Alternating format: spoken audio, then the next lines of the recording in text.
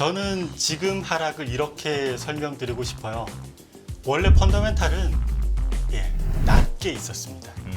주가는 이것을 반영하지 않다가 이제부터 반영을 하기 시작을 하고 있어요. 그 계기가 된 건 자, 여러분 지금 이제 이 테두리 친 게 조금 큰 사건들이었죠. IT 버블 붕괴, 금융위기, 그리고 현재가 있습니다. 예. 자, 그래서 이 차트는 여러분 이 방송 끝나더라도 만약에 이해 안 되시면 다시 보기로 계속 한번 봐보십시오. 네. 그 어떤 것보다 중요합니다. IT 버블 붕괴 때 이 경기 선행 지수가 원래 주식 시장하고 경기 선행 지수는 거의 같이 가지 않습니까? 그런데 경기 선행 지수가 서서히 꺾이니까 장단기 금리 차가 마이너스로 일단 푹 빠졌습니다. 네.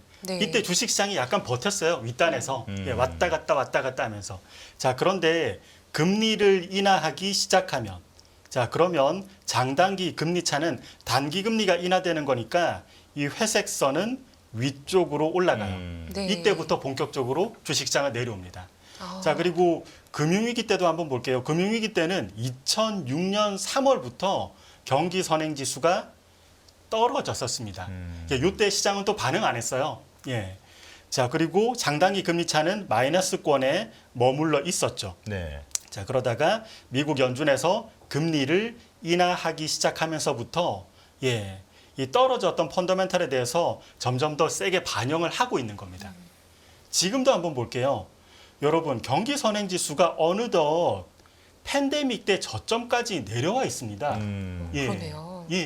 그리고 경기 선행 지수가 내려오면서 이 장단기 금리 차가 마이너스권에 꽤 오래 체류하고 있었어요. 이게 사람들이 말이 많았습니다. 연준에서 QE도 하고 그러한 여러 가지 수급상의 이유로 기술적으로 장단기 금리차 마이너스권에 머물 수도 있다. 이런 의견도 많았어요. 하지만 그 시기 때 과거와 동일하게 선행지수가 떨어졌었습니다. 그래서 지금은 주식시장은 요즘 흔들렸다고는 하지만 상당히 윗단에 아직 걸려 있어요. 그리고 펀더멘탈은 많이 내려와 있습니다. 근데 이때 이 펀더멘탈이 내려왔던 것에 대해서 인식을 언제 하냐? 예전 이런 위기 상황을 보면 금리를 인하하면서부터. 어쩌면 연준에서 금리 인하할 때는 보통 경기에 대해서 너무 거친 말은 하지는 않습니다. 하지만 그 사람을 판단하기 위해서는 그 사람의 말이 아니라 행동을 봐야 돼요. 네. 금리를 인하했다? 그럼 이제 경기에 대해서 다소 부정적일 수 있다는 그 행동을 보여주는 거니까 네. 그때부터 낮은 펀더멘탈에 대해서 주가가 반영을 하기 시작하는 거죠. 네. 자, 그러면 한번 또 이렇게 생각해 볼 수도 있습니다. 경기 선행 지수는 왜 떨어졌을까? 이렇게까지 많이 떨어질 수 있을까? 그러게요. 맞습니다. 자, 이게 진짜 본질일 수도 있는데 경기 선행 지수 왜 떨어졌을까? 제가 볼 땐 두 가지 이유 때문이에요. 첫 번째, 이 검은색 선은 앞서 언급드렸던 경기 선행 지수, 컨퍼런스 보드 경기 선행 지수 그 자체입니다. 그리고 녹색 선은 미국 연준의 총 자산인데 위쪽으로 가면 양적 완화하는 거예요. 아래쪽으로 오면 이제 그렇지 않은 거고. 자, 저희가 2020년 팬데믹 빵 터지고 생각해 볼게요. 요때 미국에서는 전무후무하게 무제한 양적 완화. 네. 그리고 미국 행정부에서는 2차 세계대전 때만큼이나 GDP 대비해서 재정정책이 많았습니다. 세계대전 때는 무기사고 군인들 월급 줬지만 이 팬데믹 빵 터지고는 미국 가게에 직접 현금을 꽂아줬죠. 네네. 자, 이렇게 됐을 때 순간적으로 현실 경기가 되게 좋아 보일 수 있어요. 네. 그러면 기업들은 고용도 많이 하고 시설 투자도 많이 합니다. 그러다가 부양책이 약화되면 점점 현실이 어떤지 눈에 드러나게 되는 거죠. 제가 이렇게 말은 쉽게 하지만 현실을 계획했다가 현실이 이게 아닌가 보다 후퇴할 때는 점점 시설 투자, 공장도 짓고 콘크리트도 쌓아 올린 겁니다. 이게 놀게 되거나 아니면 꽤 부숴야 되는 작업입니다. 이 부양책이 너무 강했던 게 되돌려지는 것, 이게 선행지수를 또 끌어내리고 있어요. 자, 또 하나 더. 네. 여러분, 이거 아마 여러분들 이 데이터 보고도 상당히 의아해 하셨을 겁니다. 뭐냐면 8월 21일 날 미국 노동부에서 이 고용에 대해서 수정 발표를 했습니다. 아, 그렇죠. 미국의 비농업 신규 고용이 작년 4월부터 올해 3월까지 290만 명 증가한 줄 알았는데 실제로는 200만 명 약간 넘게 증가한 거예요. 그러니까 1년 동안 누군가가 시험을 쳐서 매월 100점 맞은 줄 알았는데 1년 동안 알고 보니까 꽈락을 약간 면한 70점 정도예요. 자, 그럼 요 시점에서 미국 연준이 그동안 했던 말을 되돌려 보겠습니다. 미국 연준은 인플레이션이 굉장히 높은 게 강한 고용 때문이다. 그리고 강한 고용을 억누르기 위해서는 금리를 좀 더 올리고 고금리 정책을 유지해야 된다고 그랬습니다. 그런데 실제 데이터는 이게 강한 고용이 아니라 의외로 약했습니다. 마치 이런 거예요. 환자가 체력이 약한데 너무 독한 약을 쓴 겁니다. 네. 그래서 오히려 병으로 환자가 점점 더 약하게 되기보다는 약 때문에 더 몸이 더 안 좋아진 형태. 이것도 경기 선행 지수를 끌어내렸을 수 있어요.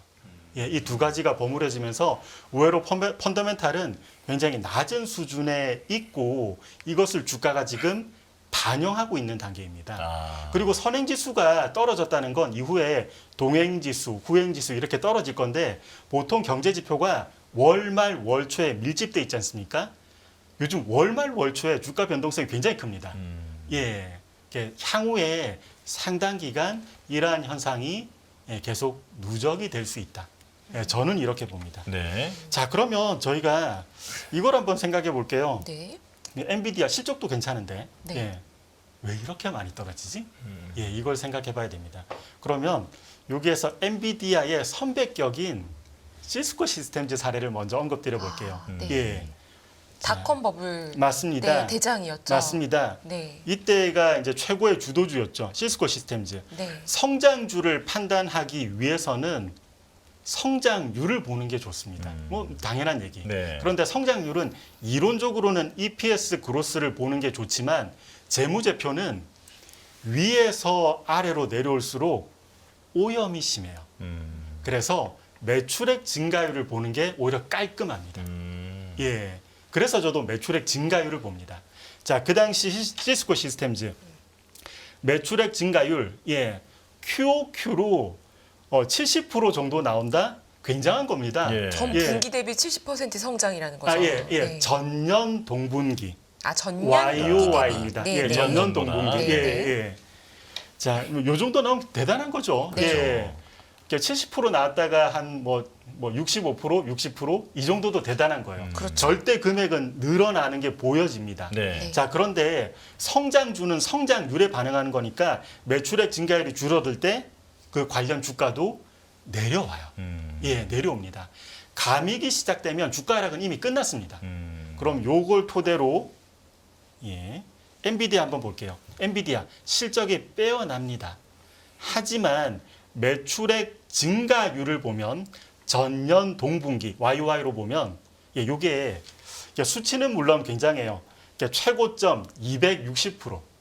근데 요즘에는 120%까지 떨어졌습니다. 네. 자, 그러면 요때는 엔비디아는 성장주의 운명상 성장률의 변화에 반응할 수밖에 없어요. 그럼 여기에서 한번 생각해 보죠. 왜 성장률이 YOY지만 떨어질까? 그리고 시스코 시스템즈도 2000년 초에 왜 떨어졌을까? 미래를 준비해야 되는 거지 않습니까? 네. 그럼 당연히 투자해야 되고, 그때 IT 기술들이 지금 세상을 바꿨어요. 인터넷이 그때는 주가는 허물어졌지만 지금 세상을 바꿨습니다. 그때 왜 갑자기 이렇게 둔화됐을까? 현실 경기가 부정적이면 기업의 의사결정 하시는 분들도 이렇게 투자했을 때 과연 손익분기점 언제 넘지? 이 생각을 당연히 하게 됩니다. 네. 그러면 이 투자 관련해서 B2B 거래라고 그러죠. 기업 대 기업 간에. 이것이 점점 약하게 돼요. 이게 성장률의 매출액의 증가율 둔화로 나타나는 겁니다. 이 지금 시스코 시스템즈 요거 차트에서 2000년 초반 요때 내려갈 때가 경기 선행지수 떨어질 때예요. 매크로 단에서 떨어졌을 때 네. 이제 마이크로 단에서 기업의 CEO들도 지금 현실 경기가 부정적인데 언제 손익 분기점 넘지 이 생각들이 모여 만들어서 이 결과를 창출하는 겁니다. 자, 그러면 엔비디아도 동일합니다. 엔비디아도 지금 경기 선행지수 떨어진 건 앞서 보여드렸지 않습니까? 네. 그러면 이제 기업 CEO들도 조금씩 그 생각을 하실 거예요. AI 이거 많이 투자해서 언제 활용해서 언제 손익 분기점을 넘을까? 조금 이따가 할까? 네. 이 생각이 모여 만들어지면 지금 매출액 증가율이 둔화하게 되고 주가도 이에 반응을 하게 되는 거죠. 자, 그러면 한편으로는 이 생각하실 수도 있을 겁니다. 그럼 엔비디아 투자 안 하고 요즘 다우는 최고점 부근이지 않습니까? 네. 다우에 투자하면 되지. 그런 생각할 수 있죠. 이렇게도 생각할 네. 수 있겠죠. 그런데 주도주의 힘이 약화되면 이것은 대단히 위험한 그 전조 증상일 수 있어요. 큰 위기가 오기 전에 그 사전 시그널입니다. 7페이지 한번 준비된 차트 볼게요. 네. 이 그림은 나스닥 주가 지수 나누기 다우 주가 지수의 비율입니다. 회색선. 네. 이게 올라갈 때는 IT 버블 붕괴 때도 나스닥의 주도주가 있었죠. 네. 그러다가 점점 다우 쪽 소외주들이 강하게 됩니다. 그러면 그 이후로는 결국은 주식 시장도 내려가게 돼요. 요즘도 그렇습니다. 요즘도 뭐 러셀 2000이라든지 다우라든지 나스닥은 고점을 낮춥니다. 다우는 조금 더 상대 강세를 이어가지만 네. 이것은 시장이 큰 변화에 앞서서 저희에게 지금 최선을 다해서 말해주고 있는 겁니다. 주도주의 힘이 약화됐다. 주도주가 여러분 시장 판단할 때 주도주에서도 상당한 힌트를 얻을 수 있습니다. 주도주는 그 당시 주식시장하고 운명을 같이 해요. 주도주가 하락하면 그 당시 주식시장도 하락을 합니다. 네. 그래서 이거는 엔비디아에서 다른 거로 교체할까 이 문제가 아니라 전체적인 위험 관리가 필요하다는 분명한 사전 시그널입니다. 자, 그러면 또 요즘에 또 나오는 얘기. 네. 요즘 M2 증가율 반등을 했거든요. 네. 통화량이죠. 맞습니다. 네. 요걸로 혹시나 시장이 좀 버틸 수 있지 않을까? 네. 또는 대선 전까지 단기 자금 시장에서 좀 더 자금이 풀린다면, 그럼 또 시장이 좀 버틸 수 있지 않을까? 그렇죠. 그래서 요게 과연 사실일까를 점검해 볼 필요는 있어요. 네. 한번 준비된 차트 보시죠. 8페이지 보시면, 네. M2가 요즘 반등했습니다. 증가율 기준. 유동성 증가율 반등했으니까 반가운 소식이긴 한데 예전 IT 버블 붕괴, 금융위기 요때 보시죠. 요때도 M2 증가율 반등했습니다. 그러네요. 이게 왜 그럴까요? 오. 왜 그럴까요? M2는 M1에다가 금융 상품을 추가해서 M2가 만들어지는 거죠. 그렇죠. 만약에 중앙은행이 이거 진짜 큰일 날 수 있을 것 같다. 그래서 본원 통화를 조금씩 늘리는 작업을 한다면 아니면 줄이는 작업을 중단한다면 그래서 M2가 M1이 반등하고 그래서 M2가 반등했다면 이거는 위기를 미리 누군가가 인식하고 있다는 증거입니다. 중앙은행에서 위기를 인식하고 통화량을 맞습니다. 늘렸다. 그래서 요즘에 여러분 그래서 M2하고 M1하고 꼭 같이 보십시오. M1 늘었는데 위기 상황에서 M1이 급격하게 늘어납니다. M1은 본원 통화에 좀 더 가깝죠. 네. 진짜 본원 통화는 아니지만 네. 본원 통화에 좀 더 가깝습니다. 연준이 6월부터 양적 긴축의 규모를 줄였습니다. 네. 이거 왜 줄였을까요? 뭐 이만하면 됐다고 해서 줄였을까요? 그때도 계속 경기 선행 지수는 떨어졌었습니다. 위기를 그 연준이 방대한 데이터를 보고 있는데 위기를 인식하지 않았다면 오히려 그게 이상한 거예요. 그리고 그에 따라서 유동성 지표가 반등했습니다. 네. 이것은 이 이제 통화량을 결정하는 곳에서 위기를 인식했다고도 볼 수 있어요. 그래서 여러분 M2 증가율 반등, M1 증가율 반등 여기에서 이 중앙은행은 그렇게 움직였는데 민간이 어떻게 그러면 이 유동성을 가지고 어떻게 반응하냐 이게 훨씬 더 중요합니다. 이게 이제 주식시장을 결국 결정하지 않습니까? 그래서 M2 증가율에서 M1 증가율을 빼버리는 거죠.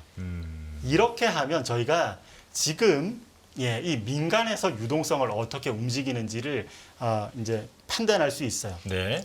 여러분, M2 증가율에서 M1 증가율, 요거 누구나 다 구할 수 있는 데이터입니다. 그러니까 저는 요거 덜 귀찮은 사람이 요거 구한다고도 설명드려요. 누구나 다 구할 수 있습니다. 네. 요거 보면 요즘 M2 증가율에서 M1 증가율 빼면 내려가고 있어요.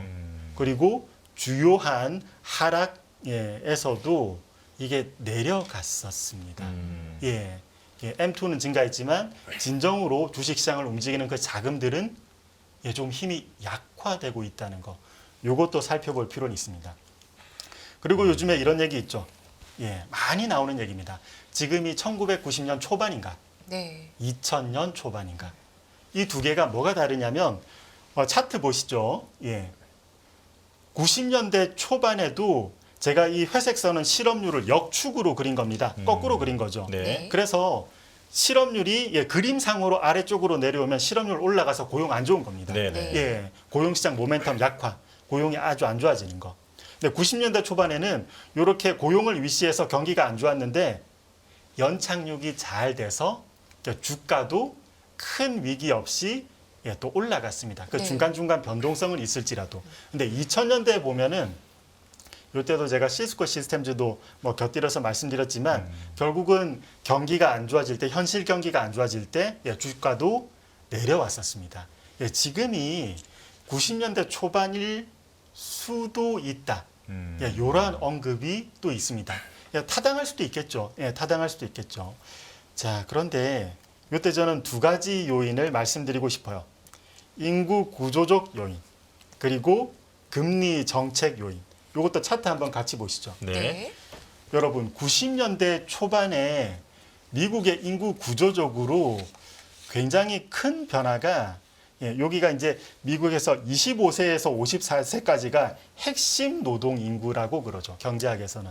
핵심 노동 인구의 비율이 점점점 증가해서 굉장히 많아졌을 때입니다. 그러면 이 말은 생산성이 정말로 아주 좋다는 거죠. 그리고 수급상으로는 401K에 수급이 많이 들어간다. 네. 그러면 주가의 수급도 좋고 생산성 좋으니까 그리고 생산성 증가되는 게 점점 눈에 보이니까 이 경제에서도 자신감이 붙습니다. 근데 지금은 전혀 다르죠. 그리고 인구 구조 변화에 따라서 이 많은 얘기를 할 수 있는데 요즘에 핵심 노동 인구가 그 비율이 줄어드니까 위기 상황에서 특히나 돈도 더 많이 들어가요. 이게 QE 1, 2, 3, 라이트 QE, 무제한 QE 이렇게까지 많은 돈을 쏟아붓는 이유도 또 인구 구조적으로도 설명드릴 수는 있습니다. 근데 일단은 90년대에는 핵심 노동 인구가 그 비율이 굉장히 좋았다. 그리고 금리 정책 요인도 말씀드리고 싶어요. 이때 연준 의장은 그린스펀이었습니다. 네. 이 당시에 사람들에게 미국인들에게 물어보면 미국의 최고 국보가 뭐냐? 자유의 여신상이냐? 아니다. 우리나라 최고의 보물은 연준에 저기 앉아 계신다. 국보 네. 그린스펀이라고 했습니다. 네. 그때 운이었는지 실력이었는지 모르겠지만 선제적인 금리 인하가 있었고 이것을 통해서 경기는 너무 거칠게 무너지기보다는 부드럽게 연착륙이 됐습니다. 주가는 또 꼿꼿하게 위로 올라가게 됐고 선제적인 금리 인하가 있었죠. 근데 요즘에 한번 금리 정책도 생각해 볼게요. 선제적인 금리 인하가 있었나? 아까 앞서서 언급드렸듯이 이게 고용시장이 강건한 줄 알았는데 체력이 좋은 줄 알았는데 100점짜리인 줄 알았는데 체력은 약했고 꽈락 겨우 면한 70점짜리 거기에 독한 약을 계속 주입했습니다. 고금리라는 독한 약. 네. 이건 선제적인 금리 인하하고는 전혀 다른 거예요. 늦었다고 보시는 거죠. 맞습니다. 예. 맞습니다. 그래서 문홍철 팀장님께서 항상 주장하시는 선제적 금리 인하는 없다. 이거랑 맞습니다. 비슷한 맥락이죠. 지금 이미 지표가 나빠지는 거다. 연준도 어쩌면 피해자일 수 있어요. 데이터에 대한 오류가 있었으니까 이것까지 연준이 알기는 어려웠었습니다. 하지만 결론적으로는 그 당시에 금리 정책이 적절하지는 않았다는 걸 지금 모두가 알고 있지 않습니까? 자, 그러면 네. 저희가 90년대 초반보다는 2000년대에 초반이 좀 더 가깝지 않을까 이렇게 봐요. 그래서 제가 드리는 전략은 이렇습니다. 차트 같이 보시면 상당히 죄송스럽게도 이번 금리 인하기 동안 주식시장은 내려올 겁니다. 야. 과거 IT 버블 붕괴 그리고 금융위기 그리고 지금 경기 선행 지수는 상당히 많이 내려왔고 금리 인하 자체가 연준이 스스로 경기가 위태로울 수 있기 때문에 이러한 행동을 한다는 걸 대중들에게 알리는 그 시그널도 될 수 있어요. 그리고 금리를 인하할 때는 즉각적으로 경기를 되살리지는 못합니다. 사람들은 금리가 인하되고 경기가 안 좋아질 때는 언제 돈을 빌리냐면 금리가 가장 바닥일 때. 네. 이때 빌리니까 아마도 금리와 주가가 동반해서 내려갈 것 같고 이 시기에는 어떤 주식이 상대적으로 좋으냐 이 문제가 아닙니다. 제가 볼 때는 지금은 철저하게 리스크 관리하시고 현금화를 충분히 하셔서 그 다음 기회에 아주 저렴한 가격에 많은 주식을 매수하실 수 있거든요. 제가 워렌 버핏의 그 여러 격언 중에서 아주 좋아하는 게 주식 시장에서 자금은 활발한 사람으로부터 인내력이 강한 사람으로 이전한다고 했습니다. 지금은 인내력을 발휘하시면 그 이후 좋은 호기를 맞이할 수 있으니까 일단은 현금화하고 기다리는 게 적절하지 않을까. 저는 이렇게 생각합니다. 시간을 완벽하게 맞춰주셨는데 그래도 제가 이 질문 하나는 꼭 드려야겠습니다.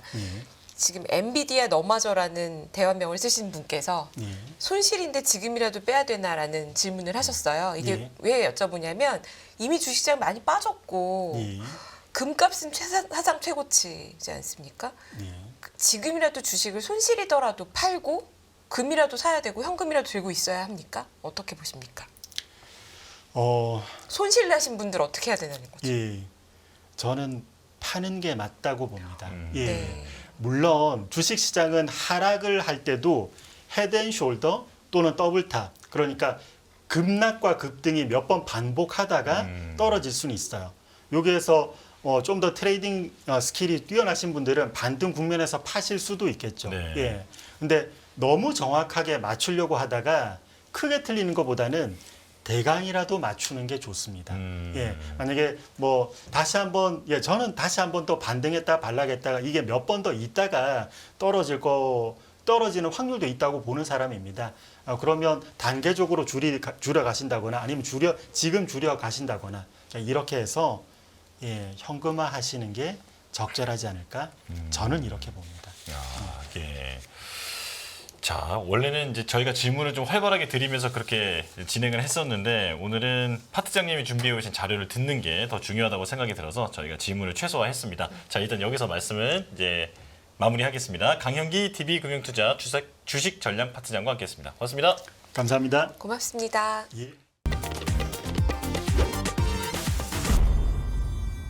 안녕하세요. 이승입니다. 더 많은 영상을 보고 싶으신 분들은 화면 오른쪽에 있는 구독 버튼을 눌러주시기 바랍니다.